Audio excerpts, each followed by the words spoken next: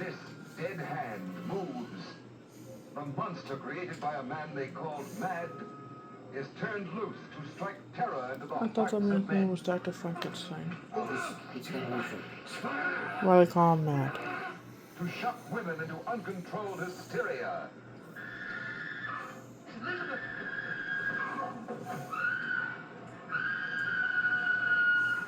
To prey upon the innocence of children. This is the story you've heard about, talked about. The spine-tingling, blood-chilling story that stuns your emotions. Frankenstein. Don't touch that!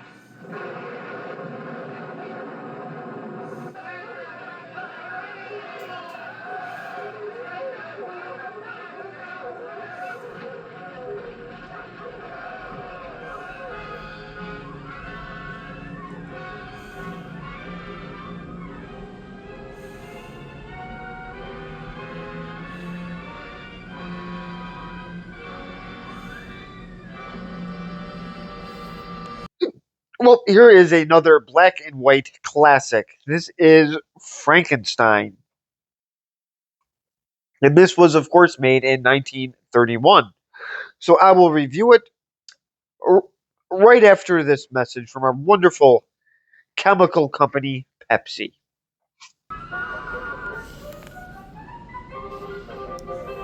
Have you noticed? You hear something new at fountains today. People who think young say, Pepsi, please. But I regret, did they agree? Those who think young say Pepsi, please. They picked the right one, the modern light one. Now it's Pepsi. For those who think young, when you say Pepsi, please, you're putting yourself among people who like their leisure.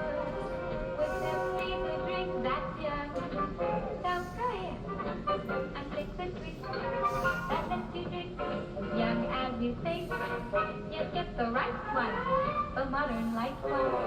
Now it's Pepsi for those who think young. Well, I hope you enjoyed this very old Pepsi commercial that I did find on YouTube. So, yeah, so enjoy this wonderful chemical Pepsi. I wonder if this is what Dr. Frankenstein used to bring his monster back to life. Frankenstein. Dr. Frankenstein bringing his monster. Well, now that that's still being debated, everybody could just ask their wonderful Alexa or Googles for those answers. Well, hopefully we didn't just have a Polish Pegasus. So, I did ask Alexa, and Alexa said, You asked? okay, fine. My wonderful bride to be asked Alexa, what, who Frankenstein is. And of course, her wonderful wisdom. According to Mary Shelley's book, Frankenstein is actually it's a fictional character in Mary Shelley's novel, the 1818 novel Frankenstein, and it is oftenly mistaken that the monster is called Frankenstein, but this is incorrect. It's actually well, that's what she said. Well, this is incorrect. It's actually the doctor's name is Victor Frankenstein, and the actual creature itself is actually called the creature or monster in the actual novel, and they don't actually call it Frankenstein. So that is a common mistake. Okay, that's enough. No, that's what she said. I know. So there it is. So apparently people love to go to Alexa for questions. And every time you ask a question, then you start getting stuff on your. Are you asking about the Frankenstein story? Or is this related to a game? She doesn't shut up either, folks. You ask her one thing and she just keeps popping back. Now I'm going to get stuff on my Facebook page about Frankenstein.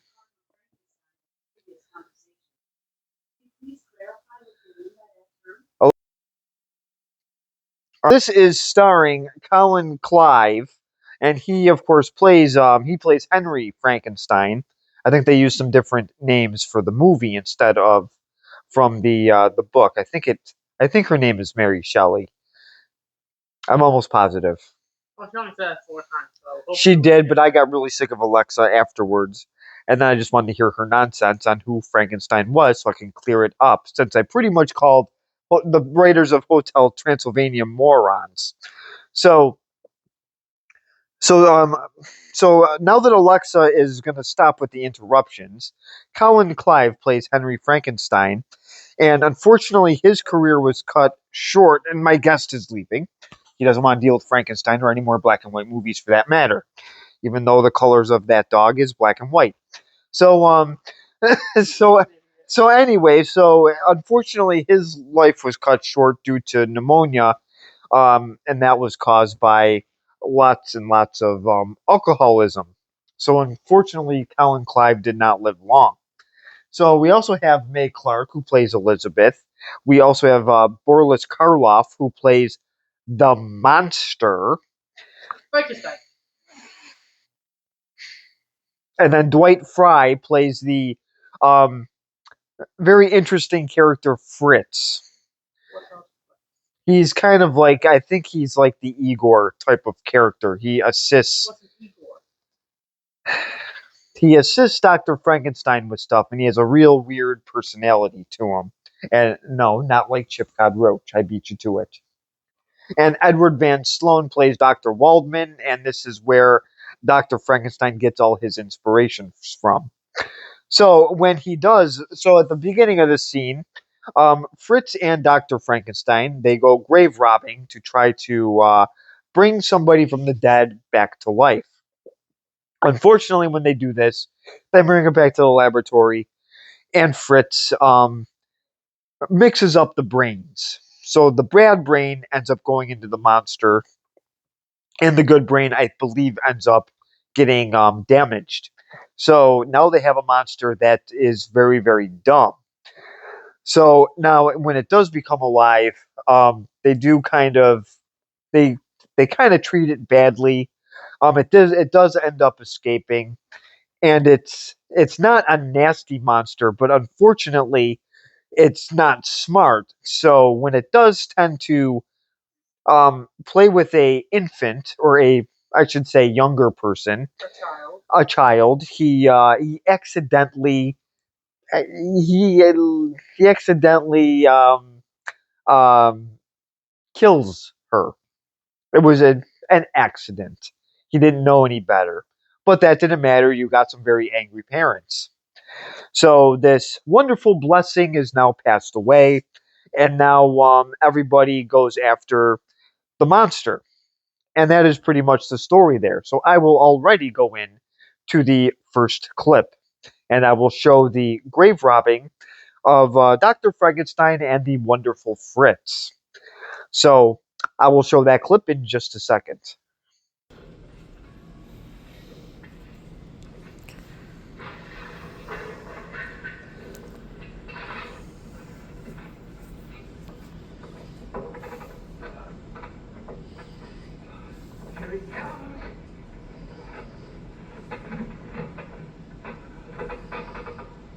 The grave robbing scene here. So Dr. Frankenstein is with his buddy Fritz, and yeah, Fritz kind of looks like those people now that would have paintball magazines. He would probably be playing lots and lots of video games. He would throw these weird temper tantrums. Um, so this is Fritz. So now they're going to go to, I believe it is Gold Staff College, and I will show that clip in just a second. This is when going to college, you were actually. This is a classy time to go to college now, instead of people wearing pajamas like I am right now doing a show, or wearing funny hats or shirts. So I will show this clip in just a second. This is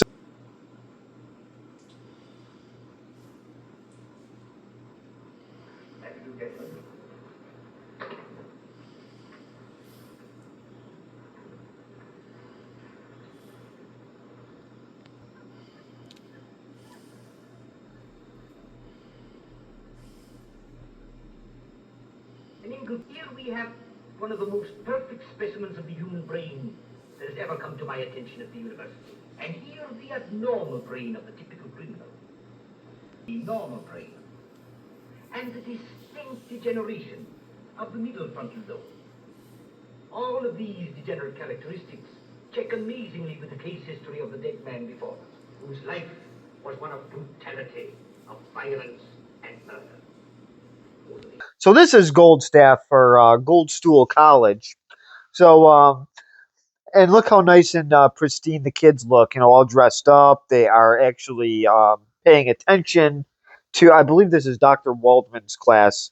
So I will show the next clip here of the wonderful and graceful, very coordinated um, Fritz. So I will show that clip in just a second, and I'm actually recommending this to my subscriber. Just forgot the name, so forgive me. Old TV 65, who does like these black and white movies. So hopefully this person will tune in.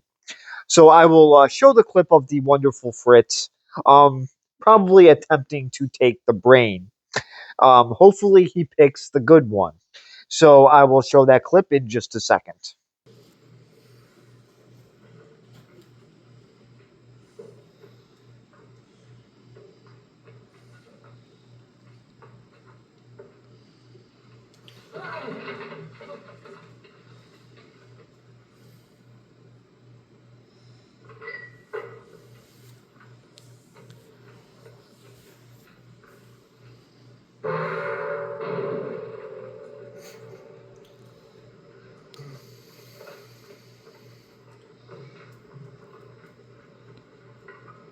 Well, here's the wonderful Fritz.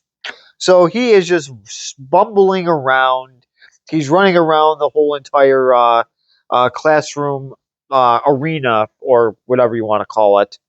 So he obviously he ruins the normal brain, and he picks up the abnormal brain. So this guy is probably one of those who got a 65 in senior English class and was excited about it. So Fritz returns with the brain, and Frankenstein's, I don't know if it's his ex-wife or girlfriend or something, but she goes to Victor Moritz's house, and then she was saying how she's worried about Frankenstein because he seems to be going a little bit crazy. So then he ends up. So they end up at his wonderful laboratory, and of course it's during a thunderstorm. So I guess these people were just laying around. So I guess Frankenstein was just laying around waiting for storms, probably after he played a game of Grounded. So now he is making his little monster. So Fritz is assisting him, and Fritz is just waddling all over the place. Fritz is in very bad shape. So he has his little cane. So when he puts his cane down, he's sort of hopping all over the place with a hunchback. So he's kind of got this Steve Buscemi body type going on here. So I will show that clip in just a second, and let's see if the monster comes alive.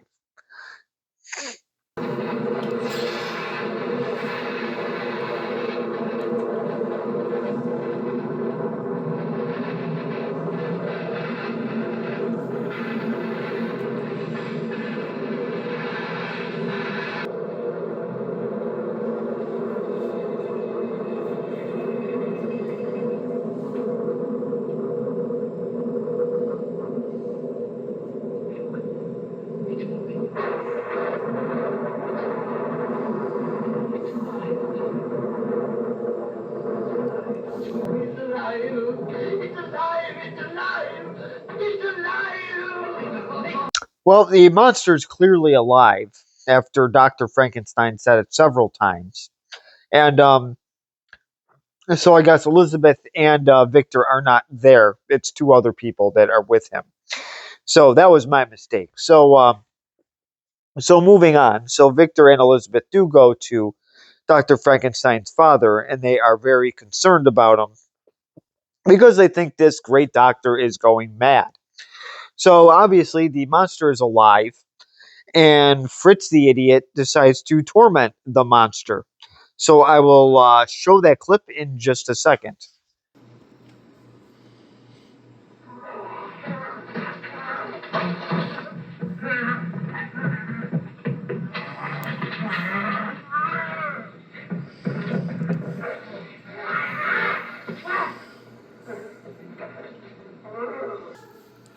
What's that? What's that?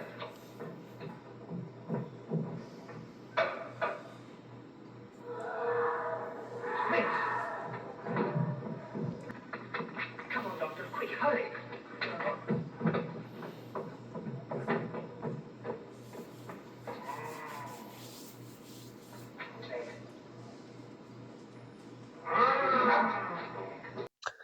So so here's the part here with the wonderful Fritz, and then Wonderful. He deserved it. yes, he did. He deserves what's coming to him. And then there's a very, very loud scream. And at first, Frankenstein has to think about this. This is usually what happened when Roger Ebert would use the bathroom. He would relieve himself and then flush, and then because of the amount of water pressure and excrement, it would go all over the bathroom. But that's not what this scream is. This is Fritz dying. The monster pretty much gives him what he deserves. So so later on, so the monster does get a little violent because let's just face it, he wakes up in this weird world, and he's pretty much being locked up in a dungeon, um, and tormented. Nobody's gonna like that. So pretty much so this monster here is being treated like one of Michael Vick's dogs. So so they end up so they try to make this monster better, and it does kind of work. I mean, he is out in the world now. So now he is with a child, and you're just throwing daisies into the water. Water's harmless, right? So let's just see what happens. You have those, and I'll have these.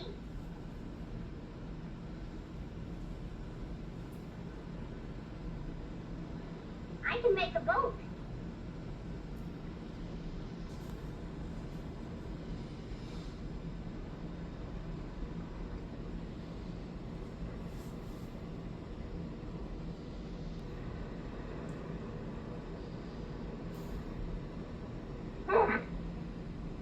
No, you're hurting me!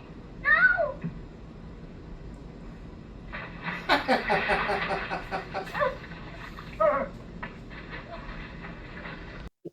Little accident here. So they were just throwing little daisies in the water. It's okay to kill those, though. You know, a living plant is okay. So so the little blessing child here is playing with the monster. They're just playing all harmless, and he runs out of daisies. So he decides to pick the little girl up, and he throws her in the water, thinking that she would float. One little problem: she sank faster than the Titanic. So now she is at the bottom of that pond. So yes, Me too. I would have to. I would I have. can't float. Well, I would have kicked my legs and arms, and I would have been perfectly fine. So I would have just been swimming with the frogs and fishes. You want to have safe me first? Well, I would have done that, obviously, if you were sinking, but he didn't know what to do. So unfortunately, I think this is where they got the idea from of mice and men. So that's a book. Lenny is a guy that's not very bright, and what happened was when he owned pets, he would grab them so tight, and then he wouldn't know to let go, and then he would end up snapping their necks. So they didn't give him pets anymore. He was he was just not all there upstairs. He had a very bad disability, similar to this monster. So so he just didn't know what he was doing. But unfortunately, we have a very very upset father. So he actually carries his child through the town, which is not which is not normal, but okay. So I will be showing that clip shortly, but this scene here with the monster doing that with the child is not on network TV, but it is on my channel. So I have it right here. So Oh, yeah. Then there is the YouTube TV police. So I will show that clip. Hopefully, Eh, hopefully you will see it too. So I will show it in just a second.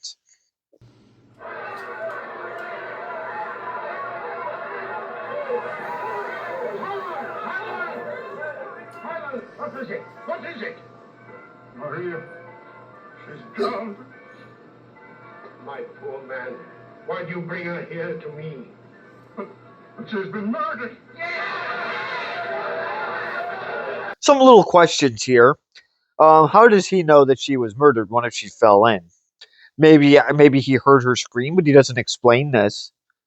Nothing here is explained. So just assuming that she was murdered is it's kind of bad judgment. So like I said, he carries her through, and now the angry mob has decided to go after probably Dr. Frankenstein and the monster. So so I will show this angry mob in just a second here.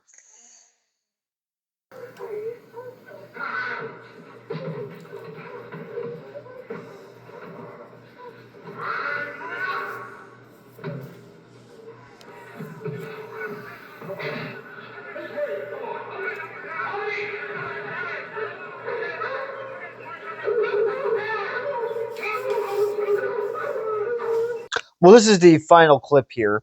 So obviously they're kind of jumping to conclusions here. The only reason why this monster is violent is pretty much its self defense. So so obviously this angry mob is going after him, which isn't really nice. So this is a work of art from Frankenstein, and he's pretty much um, so the artist pretty much gets thrown off, and now the monster's left up there to pretty much rot. Now they've pretty much set the building on fire. Um, Now, does he escape or not? I'm not going to tell you the end. You're going to have to watch this for yourself somehow. You can actually pick this up at Walmart and buy a whole entire monster collection with, I believe, 60 movies, and it ends up being $60. Not really a bad price, but there's just some movies in there I just don't really care for, so I didn't get it. So I did get the Frankenstein collection, however, for 20. That was worth it. So now, and again, now the monster is played by Boris Karloff, and I believe he actually plays the monster very, very well. This is a lot better than those corny slasher movies. Mike Myers is just a big, slow blob of garbly gook. The actor doesn't have to act. You can put whoever you want behind that white, stupid mask. So there is no real skill involved for whoever plays Mike Myers. Oh, Michael Myers. And then Jason is pretty much the same thing. You can put anybody behind that hockey mask, and they can just do whatever they want. There's no acting skill there either. This guy really had to go all out and actually act. Freddy Krueger, I'll give a pass. That guy actually did have to. Brian England, or whatever his name is it Robert England? Whatever it is. I'm not really a big fan of those slasher movies, but Freddy Krueger, that guy actually did have to act. I forgot his name. I'm sorry. I know that some slasher people are going to slash me for that. That's fine. So, this movie I honestly really did enjoy. I'm not going to tell you if I enjoyed any of the others because I haven't reviewed them yet. But if I did have to review this, I would definitely give this an A minus, especially if they're cutting parts out because they're too offensive for people today.